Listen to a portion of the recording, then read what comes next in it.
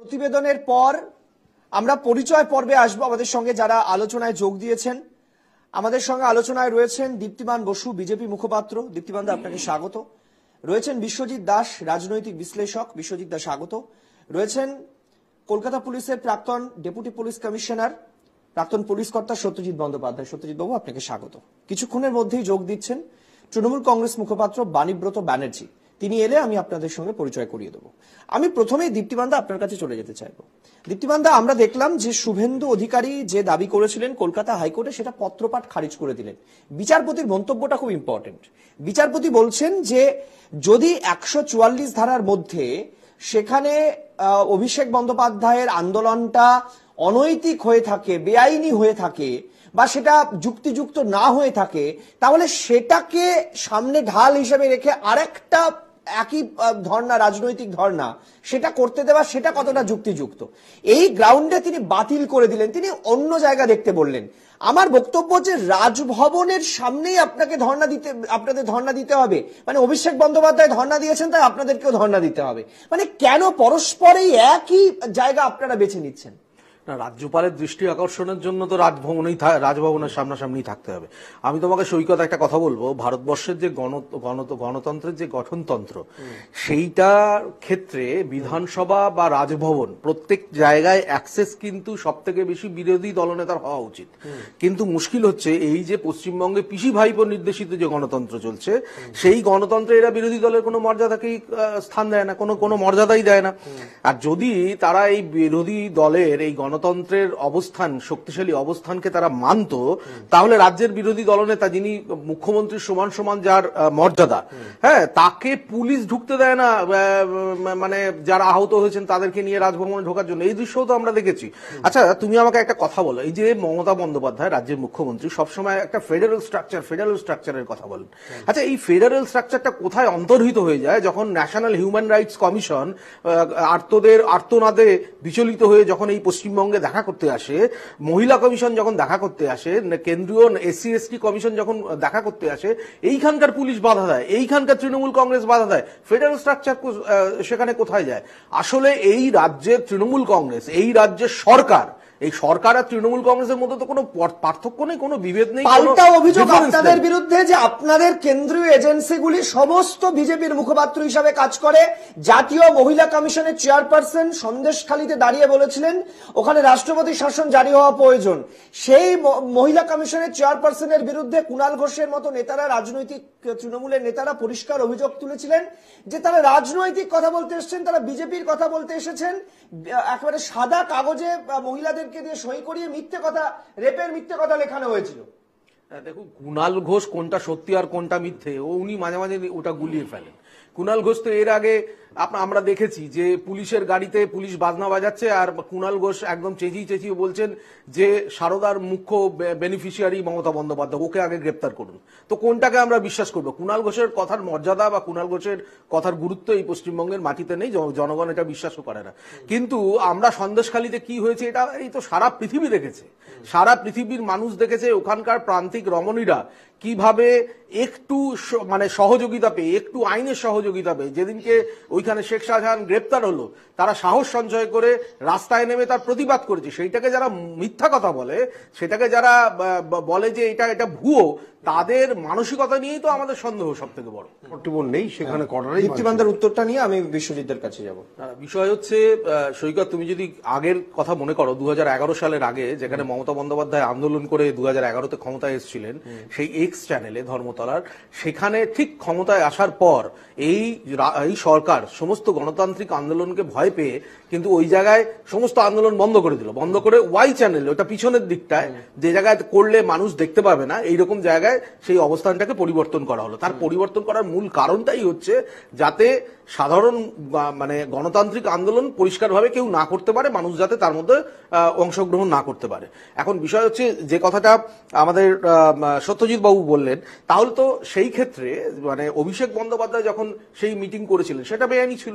সেই বেআইনি মিটিং এর ক্ষেত্রে জয়েন্ট পুলিশ কমিশনার, যিনি হেডকোয়ার্টার, তিনি যে পারমিশন দিয়েছিলেন, তাহলে তো আজকে তাকে আদালতের সামনে উপস্থিত হওয়া উচিত। না, ওটাই তো কলকাতা হাইকোর্ট। আমি সেই প্রশ্নটাই তো বিশ্বজিৎদার কাছে নিয়ে যাবো এক্ষুনি। ঠিক আমি একদম বিশ্বজিৎদার কথার সূত্র ধরে দীপ্তিমানদা আপনার কাছে আসবো। আপনি একটু আগেই বলছিলেন যে রাজ্যপালের দৃষ্টি আকর্ষণ, আচ্ছা দৃষ্টি দুভাবে আকর্ষণ করা যায়। রাজভবনের সামনে একটা অপ্রীতিকর পরিস্থিতি তৈরি করে সেখানে প্রচুর দৃষ্টি আকর্ষণ করা যায়, আমি আপনার সঙ্গে সহমত। আর একটা হচ্ছে রাজ্যপালের দৃষ্টি, মানে রাজ্যপাল সার্বিক দৃষ্টিতে দেখছেন, মানে দৃষ্টি অনেক রকম হতে পারে, মানে একজন অন্ধ মানুষও তিনি পৃথিবীকে দেখেন কিন্তু তার অন্তর্দৃষ্টি দিয়ে দেখেন, মানে রাজ্যপাল কি অন্তর্দৃষ্টি দিয়ে দেখার চেষ্টা করছেন না বিজেপির চোখ দিয়ে দেখার চেষ্টা করছেন, সেটা আগে দেখতে হবে। না না সৈকত, প্রথম কথা হচ্ছে এই রাজ্যপাল সাংবিধানিক প্রধান এই রাজ্যের।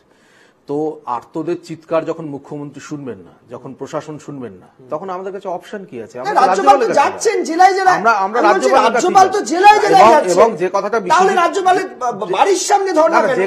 আমি সেটাতে আসছি। আমি যে কথা বিশ্বজিৎ বাবু বলছিলেন যে রাজ্যপালের রাজনীতিকরণ, রাজ্যপাল কোন একটা দলের হয়ে বলছেন, আমি এখনো অবধি রাজ্যপালের এমন কোন স্টেটমেন্ট দেখিনি তিনি কোন দলের হয়ে বলেছেন।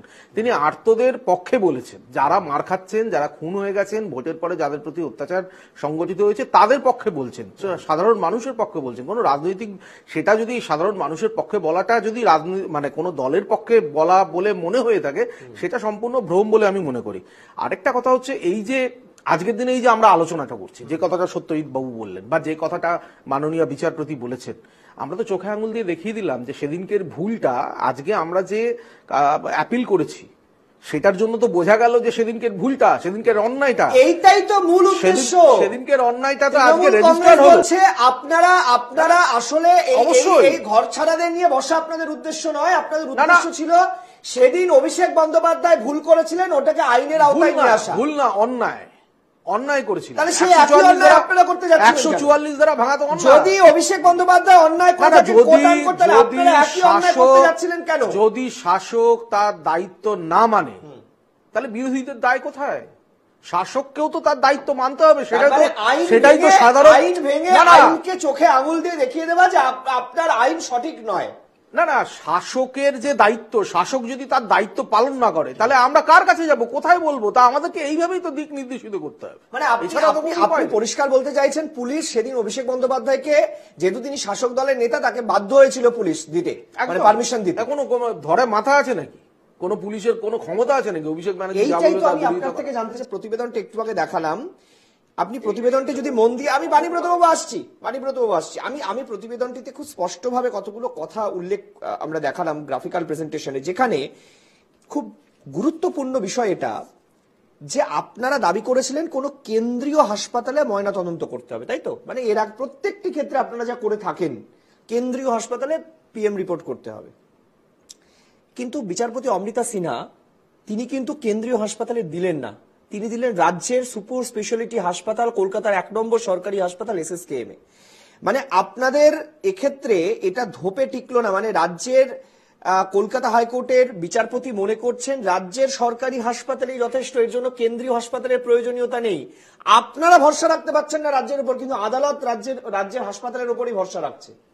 না, ঘটনাটা তা না। দেখুন, বিচারপতি গঠনমূলক রাজনীতি করতে হবে তার, মানে দেখুন, বিচারপতি তার কনসিডারেশনে একটা ভার্ডিক্ট দিয়েছেন, সেখানে তিনি নির্দেশ দিয়েছেন যে সিনিয়র ডাক্তারদের দিয়ে SSKM হসপিটালে ময়নাতদন্ত হবে এবং সম্পূর্ণ ভিডিওগ্রাফি করতে হবে, এই কথাটাও কিন্তু উনি উল্লেখ করেছেন।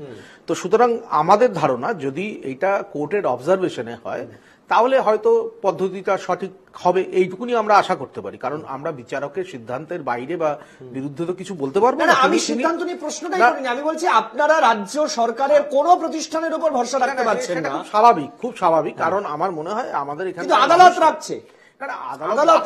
আদালত রাখলে তো এতটা ভিডিওগ্রাফির কথা, এত সিনিয়র ডাক্তারের কথা, এতটা এইরকম ভাবে বলতো না।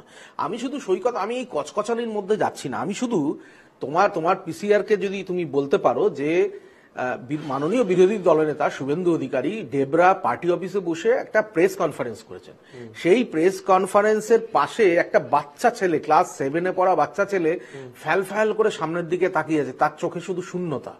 আমাদের দুঃখের কারণ হচ্ছে এই পশ্চিমবঙ্গে এখন শুধু শূন্যতা শূন্যতা শূন্যতা, এই শূন্যতা ছাড়া পশ্চিমবঙ্গে আর কিছুই অবশিষ্ট নেই। তুমি বলো আজকে এই ক্লাস 7-এর ছেলেটা কি অপরাধ করেছে? তার বাবা রাজনৈতিক কর্মী, তিনি তার একটা রাজনৈতিক কর্মসূচিতে গেছেন, সেই কর্মসূচিতে গেলে পুলিশ কি বলছে? এজি একটা অদ্ভুত কথা বলেছেন, কোনো ময়না তদন্ত হলো না, কিছু হলো না, এজি বলে দিলেন ও মাদকাসক্ত ছিল। মানে এজি মানে তার প্রতি রেসপেক্ট রেখে বলছি, আমরা রাজ্যের মানুষরা এজিদের বা এই ধরনের যারা পোস্টে আছেন তাদের সবাইকে সম্মান করি, কিন্তু তিনি একবারে কিছু না দেখে বলে দিলেন মাদকাসক্ত ছিল, পড়ে গিয়ে মাথায় চোট লেগেছে। আপনারাও তো কাশীপুরের ঘটনা অনেক কিছু বলেছিলেন, তারপর কাশীপুরের ঘটনা তো সেদিকে এগোয়নি। খোদ স্বরাষ্ট্রমন্ত্রী সে সময় বলেছিলেন। না, স্বরাষ্ট্রমন্ত্রী বলেছিলেন তদন্ত কিভাবে হয়েছে আমরা জানি না, আলটিমেটলি কি হয়েছে সেটা বলতে পারবো না, কিন্তু একটা মিনিমাম রেসপেক্ট, একটা মানে এই রাজ্যের একজন সহ নাগরিক মারা গেছেন, মিনিমাম রেসপেক্টটুকু তো তিনি দেবেন। তিনি বলে দিলেন মাদকাসক্ত ছিলেন। আমরা এই শূন্যতার বিরুদ্ধে প্রতিবাদ করছি। বিজেপি কিন্তু আজকে যে ধরনের যে প্রতিবাদটা সংগঠিত করছে, কেন তৃণমূল কংগ্রেসের বিরুদ্ধে তো কোনো প্রতিবাদ সংগঠিত করার দরকার ছিল না। এই ধরনের বেআইনি কার্যকলাপ, মানুষের উপর অত্যাচার ক্রমান্বয়ে বাড়ছে। আমরা 2011-র পর থেকে দেখেছি যেভাবে এই রাজ্যের গণতন্ত্রকে ধর্ষিত এই প্রশ্নটাই আমি বিরুদ্ধেই তো আমরা বিশ্বজিৎদার কাছে করব। আমাদের পশ্চিমবঙ্গবাসীর দুর্ভাগ্য যে বামফ্রন্টের আমলে যে রাজনৈতিক সন্ত্রাস, তার ধারা আরো প্রবল ভাবে তৃণমূলের আমলে 2011 থেকে প্রবাহিত হতে আমরা দেখছি। আমি জাস্ট একটা তথ্য দিয়ে শেষ করব।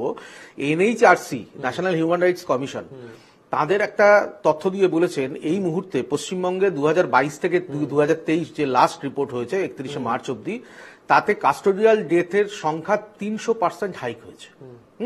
এবং আমাদের মনে রাখতে হবে এই মমতা বন্দ্যোপাধ্যায়ের অত্যন্ত গুরুত্বপূর্ণ ইস্যু ছিল বামফ্রন্টের বিরুদ্ধে আন্দোলনের এই কাস্টোডিয়াল।